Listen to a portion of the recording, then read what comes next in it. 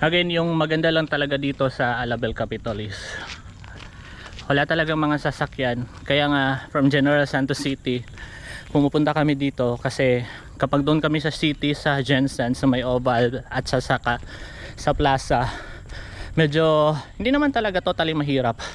Pero yun nga, dapat yung alertness mo sa daan, kasi maraming dumadaan talaga, or sa gilid talaga tayo ng daan sa may Oval at sa may plaza.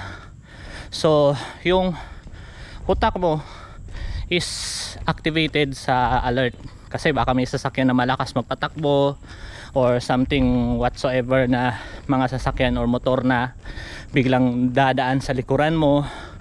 So dagdag yun sa stress sa utak na magsisilbi ding affected yung katawan. Para sa akin yun, yun yung ano ko yung pagkakaiba ko sa dito at saka doon sa may syudad, sa may city.